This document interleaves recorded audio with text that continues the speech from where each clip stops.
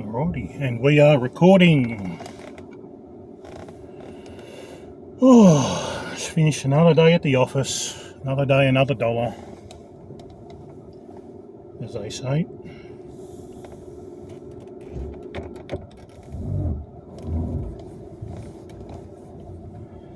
When you start chatting in just a second, I want to get out of this place I'm in and hope the phone doesn't fall. If it falls, it falls. I'll keep talking, but if it falls, I want to get a chance to pick it up. And just be aware. Oh, jeez.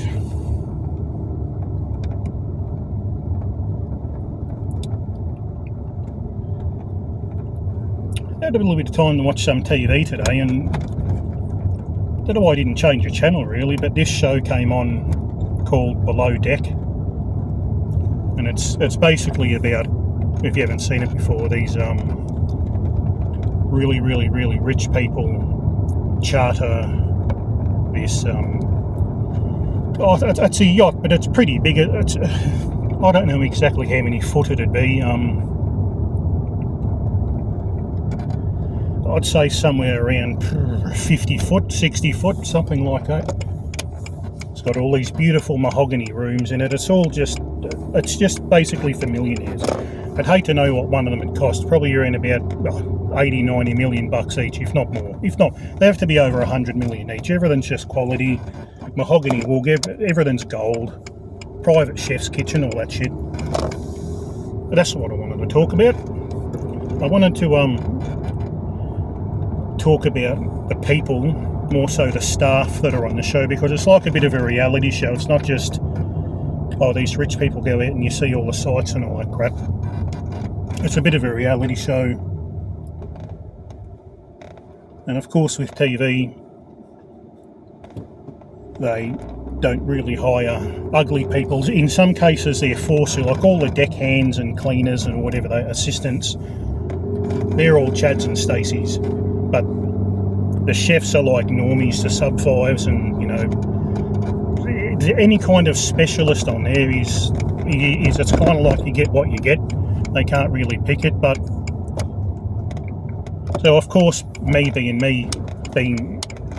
educated in the BP, I was analysing the interactions. Like, yes, I know it's TV and it's all a little bit of bullshit too in there, but I was watching, like, there's this New Girl, she's, there was a big fucking kerfuffle because she lied on her resume to get in there.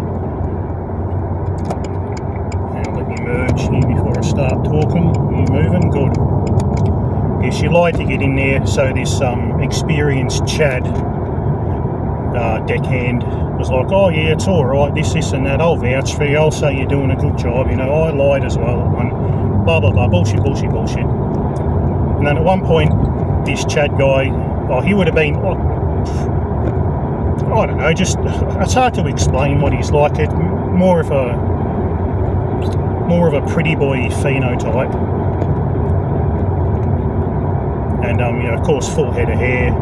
He would have been in maybe I'd say mid-20s. This young girl starting would have been probably anywhere 18 to 21, hard to tell. But I was just looking at him, but she was definitely giving him, yes, like choosing signals, 100% giving him choosing signals. And here's the thing, I was on TV, so I couldn't really clip it and make a little video and show everyone about it. Otherwise I'd make a video and show you what I was seeing. But this guy here, according to pickup artists, this guy here was doing and saying everything wrong. He was doing a thing what they call supplication, basically kissing her ass, telling her she's perfect, can do no wrong, she's a princess, a goddess. Was asking her, you know, if they could have cuddles, if you could hold a hand, and then, do you mind, if not hold a hand, can I pretend, you know, just hold my hand near yours, and just everything. It's cringe as fuck, but because she was already attracted to him, he could do no wrong. That's the difference between a Chad and a normie and sub-5. They don't need game, and game doesn't exist anyway. if a woman's interested in you, you don't need game. It's an absolute load of shit. And trust me, I wasted about 4 or 5 good years of my life going out doing game, and it never fucking worked, mate. Looking back now that I've been BP'd, any success that I have gotten, which was few and far between, were because the woman liked the look of me. And and when they did like the look of me, it wasn't the hot Stacey. Trust me about that. It's normally, I was going out in my mid to late 20s, even early, so all throughout my 20s I was going out and I was attracting overweight women in their 40s and 50s. That was my staple. I could get that. So at least, you can say, look, I can get something. We all know a lot of guys out there can get absolutely nothing. So should I be grateful? Nah, in a way, but that's not what I want. I'm not attracted. Are they good people? Yeah, probably. Am I sexually attracted? No. Could I perform sexually with them? No. I'm not attracted. Sorry.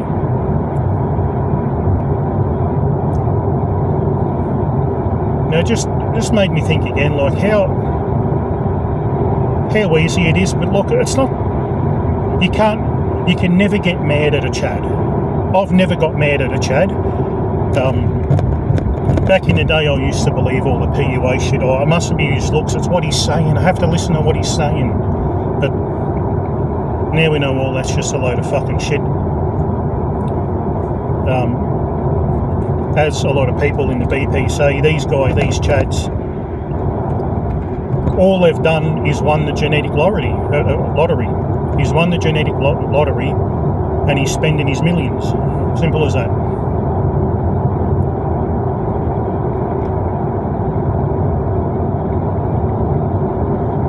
So he's won his, and I'd be doing exactly the same, and you would be too. I, however, don't know if I would be pumping and dumping women left and right, or whether I'd just find a girl that's good enough, a good 6 or 7 out of 10. If I was a real Chad good-looking bloke, I would probably more so go the girlfriend-wife route than just pump and dump different women every night. But then again, I don't know. When I was younger, I probably would have done the whole, pump and dump thing. But definitely as I've gotten older, I would have settled down. But I'll never have that experience. And it's kind of, it's just, we all know why women, I'm not going to go into why women want Chad, because it's fucking, it's just common knowledge now. But it definitely isn't fair. It definitely is not fair. And it got me also thinking today too, it's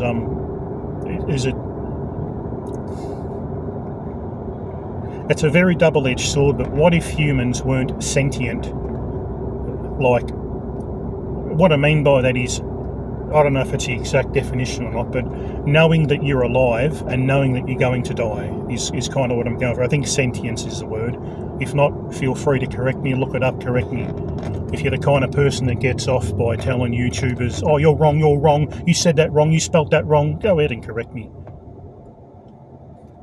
But, like, take for instance cats, dogs, cows, fucking everything else but humans, even like apes and things like that. When they don't make the cut, when animals or mammals, whatever you want to call them, don't make the cut, males that is, it doesn't seem to affect them like it does humans, and I think it's got to do with sentience. So, like, they don't make the cut, they just go on living. They'll probably keep on trying every mating season and get knocked back until they either die from a larger predator or fucking old age, whatever. And it just got me thinking, what life would be easier in a way if humans didn't have as much sentience, but without as much sentience, we also would not have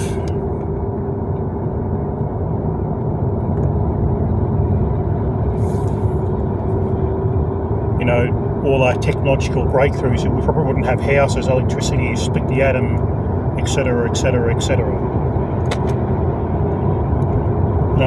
Then it got me thinking too, like, what if there was just like a pharmaceutical drug that you could take that would just kill your interest in women, like sex drive, but with no side effects. You still keep your testosterone, no side effects, no headaches or gut pains, whatever may come along with it. I was thinking I'd probably take it if I knew there was no side effects. If it were just like, you'd see women and interact with them, but you just wouldn't, it'd just quench that desire to be with them, and you just look at them as you look at blokes. You're a straight bloke, you just see them as like a bloke, and it'd stop the feeling of guilt, depression, hopelessness, patheticness, all that kind of stuff. If it gets rid of all them feelings, and just so you can just get on with life, you just enjoy your work and you come home to your copes, and that was good enough, I'd probably take it. Let me know in the comments, would you take it if there was a pill that basically just killed your sex drive but had no other side effects? Would you take it?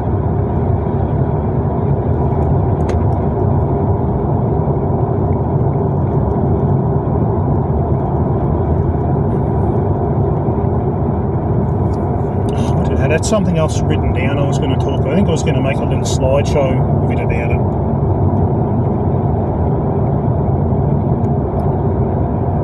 What's the other thing I've seen? Also, I've seen, this is marketing 101 for women, this. It's bullshit.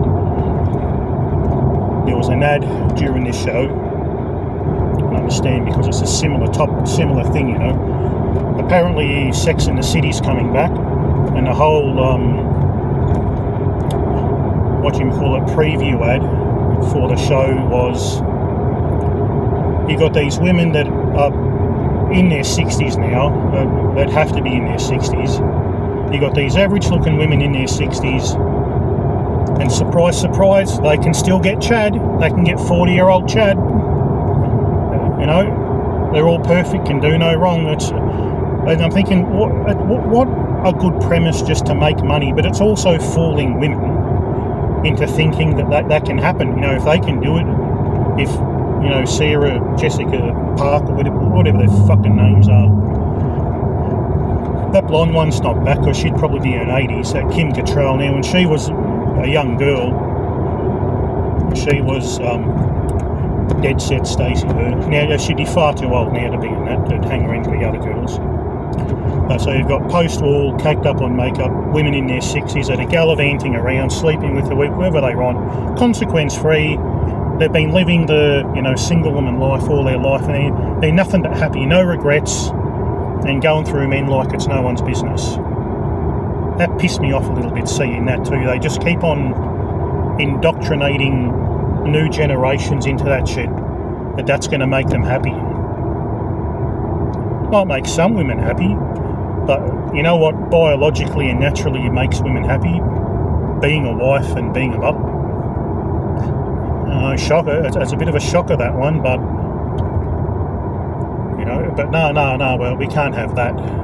We just can't have that anymore. They've got to go and out-earn men, which makes basically every man that's earning less than them not economically viable as a partner. And of course, every man that doesn't have a degree on their level or higher, not an economically viable or socio-economically viable partner. So it's very hard to win, gents. It's so I keep on saying, it's no longer just the sub-5 true cells. Now, if you're an average bloke, good fucking luck to you. Good fucking luck to you. You've got to try at least once in your life to looks max. And if you do that for a little bit and give it a go, then I salute you. Go to your copes. I couldn't give a shit, mate. There's no judgment here. Even if you've just seen all this stuff and decided juice ain't worth the squeeze, respect. Full respect. Can't see. Geez, I hope I'm still recording. I think I am. Okay, come on, hurry up. The lights are green.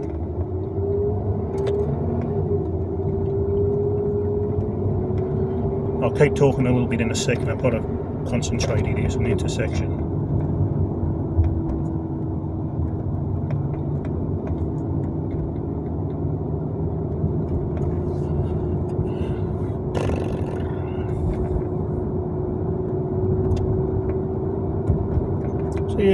just remember, if you're having no luck with the fairer sex, I really don't like saying that word. I try not to say the word warming too much because it flags certain algorithms. Don't know why you can't say it, but apparently you can't say it, so...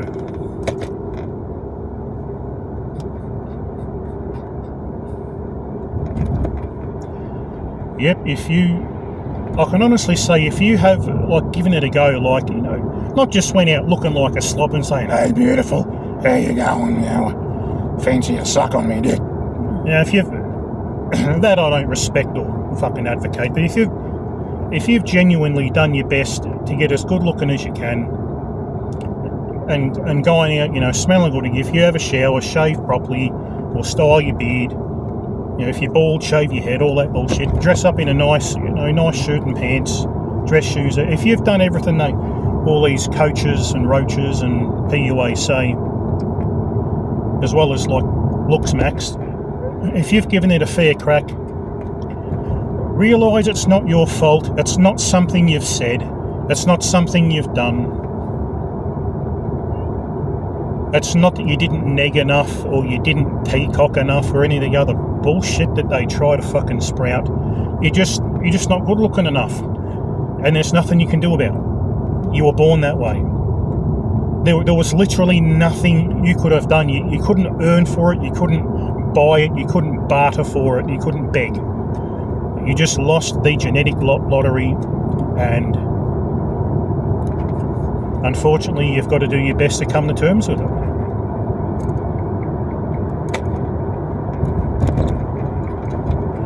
And as I was going back to what I was saying before, it would have been better if you're not sentient, because we wouldn't be sitting here saying, you know what, I'm a great person, you know, I've loved mum and dad, you know, I'll look after the elderly, I'll help the old lady cross the road, I'll carry someone's bag, you know, an old lady's bags to the car.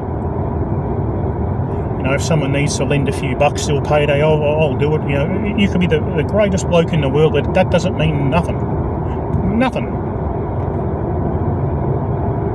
All that matters is looks. It really is all that matters, because you can be a complete piece of shit.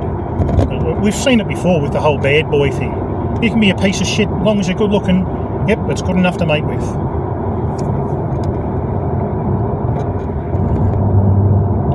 So you just got to remember, it's not your fault, and yes, it is hard to cope with. I go through times where I don't cope with it too well,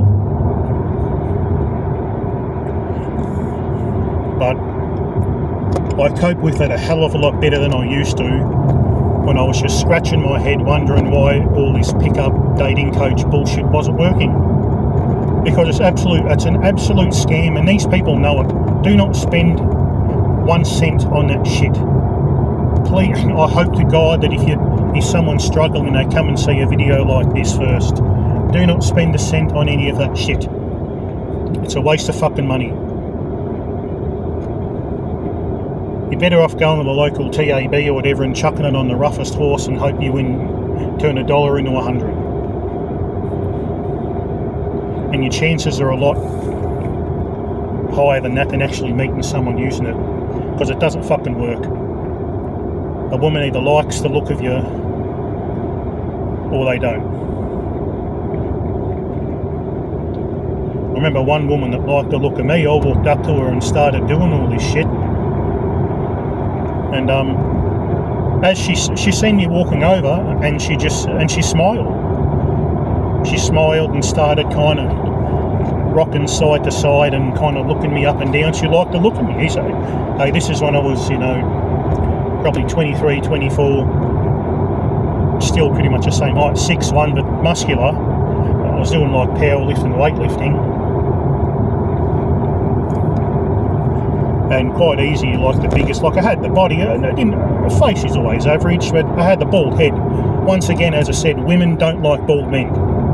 A good 90% of women will reject you straight up for the fact that you're bald.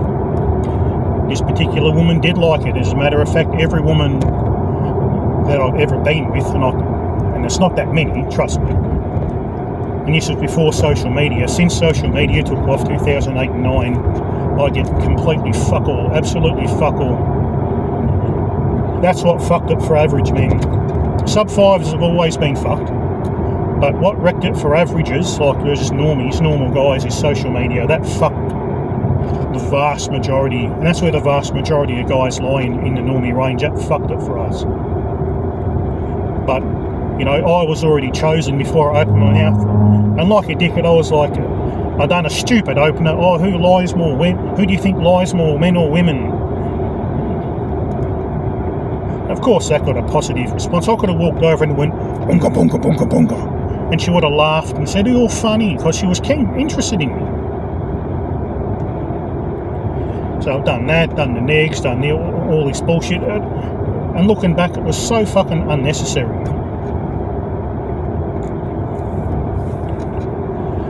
Fuck, mate, I've seen videos that look, as far as I can tell, as real as it gets, of Chad-looking guys just going up to women on the street, just looking them square in the eye and giving them their phone, and they put their Instagram or their phone number in it. These big, 6'5", 6'6", chisel-jawed, full head of hair, good-looking blokes. So, it just goes to show, talking has nothing to do with it. Verbal interaction has nothing to do with how attracted a woman is going to be to you. It's all physical, and it's all face. Everything else is secondary. You can be a skinny little fucking runt, mate, but as long as you've got a good-looking face. I mean, look at people like Russell Brand, you've got blokes like that, and that wanker that the Kardashians and Taylor Swift, whoever, all them, he was ploughing through all the hot Hollywood girls about a year ago. I forget his name. He's, tall, good-looking face, but he's a little runt, mate.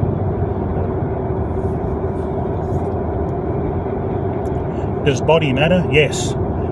It's actually, I can go hand in hand with a good-looking face, but unless you've got that good-looking face, you can gym max till the cows come home, and that's not going to do a damn thing for you. I'm sorry, it's not. Gym max for yourself. As I said, if you've never lean maxed and looks maxed once in your life, go ahead and do it, just to see what results you get. You never know. But if you've done it and you get piss poor results, then yeah, I don't blame you for not wanting to do it ever again. Why should you? Why should you go out there week after week and put yourself through the trauma of getting rejected week after week? Well, not only attractive women, but big fat women too. Big fat, ugly, older women. Because that's what the 5s and 6s are with at the moment, and 5s and 6s aren't with other 5s. So if you're a sub-5, you're basically fucked. This is the best word I can think.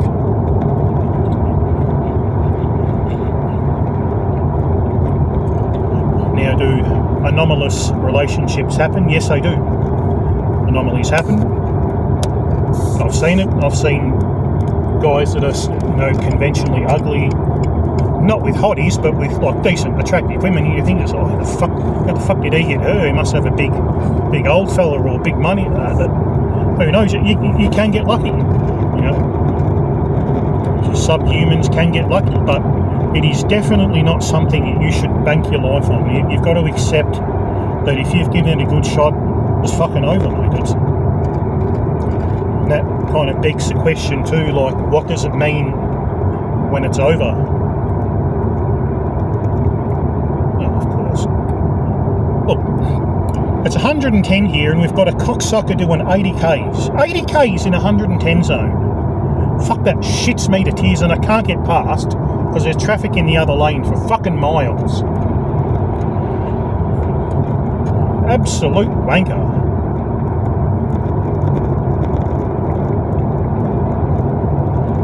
Oh, fuck, I hate that shit. Fair enough, you go 10 Ks under. Fuck me raw, mate. 30 Ks under. Hurry up and pass me so I can get in the other lane. As you can tell, I've got just a teeny weensy bit of road rage. I've just got no tolerance for dickhead drivers. That's all it really is. Of course. Now that I'm going to overtake him, now he does the limit. Okay.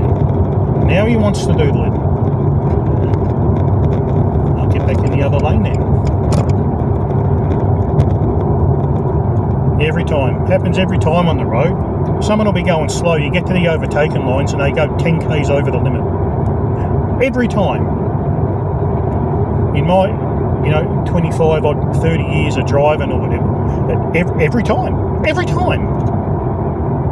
You can take it to the bank. It's that fucking sound. Every time.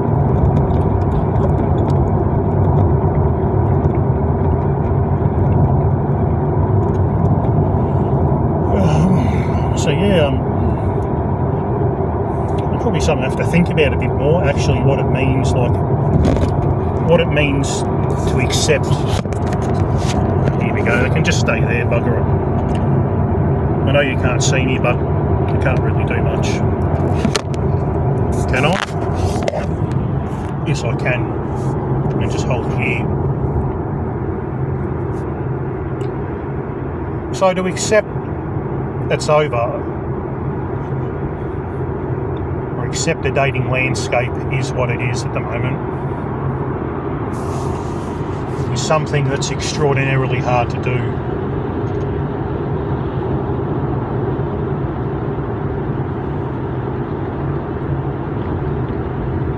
And I don't have any quick answers for you.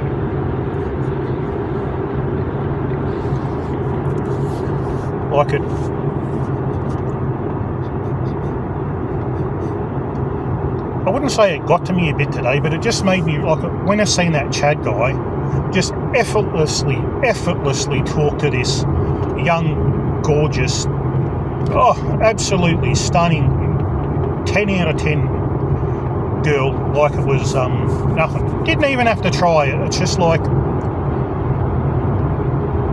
good on you, mate, play the cards that life dealt you, but I hope in a way that guy actually knows how good he's got it. I just hope that, because sometimes these Chads lie in their bed at the end of the night and just think, fuck mate, I'm so lucky I was born good looking. But they probably don't, but it is what it is. As I said, never hate on a Chad or a guy that can do well with women. But at the same time, it is hard to hang around them because, as I said, I had some friends that were, six, and not really Chads, but 6s and 7s out of 10s, and they used to pull quite often, and sometimes we'd go out to a pub or a club somewhere that maybe 20-30 minutes from where I live, and I'd be staying at said, Chad Light friend's house, and it would be really hard for when, he'd pick up a girl, we'd all go home together, and I'd stay in the spare room like I do, and have to listen to them have, all the fucking rough, kinky sex that they can handle, and then just sit there and just feel depressed about how I can get nothing. But now I know it wasn't my fault. Just every girl out there that night did not like the look of me. Did not give me any choosing signals. They gave him choosing signals, but not me. And this guy, one guy I know, used to really try to help me out. He was, about my height, but full head of hair, good looking bloke and all that shit. He used to, I'd be staying in the spare room, and he'd finish up with a woman, and then he'd say, what about, Big T in there, what about, go out and, why don't you go in there and crawl in the bed and look after him? And she'd make up some bullshit excuse. Never say, no, I'm not attracted to him or anything like that. Just make up some bullshit excuse. Stay there, stay the night with him. And, he'd go drop her off to her place in the morning, and I'd make myself some breakfast. That happened, I'd say that happened over the course of about 4 or 5 years. That would have happened, the amount of times he would have pulled at least probably 15 to 20 times where he'd just pull a bird home. Then she'd be quite happy, you know. And he was kind of like, because he's got abundance, he was always like a bros before hoes. He'd be like, you're coming back with me tonight, you know, Big T. If she doesn't like it, she can go and get fucked. And that attitude just probably attracted her even more. So I'd always get to live back with him. They were always pleasant enough and talk to me in the car and stuff, but you know, each night I'd hope that, you know, because he said, oh, don't worry, when I'm done with her, I'll send her in to you, I'll send her in. And I knew it wasn't going to fucking happen. But you know, every time I hoped, and it never fucking happened. So, yeah, I can't think of anything else to say, so I'll just end this one here. And I'll catch you all in the next one.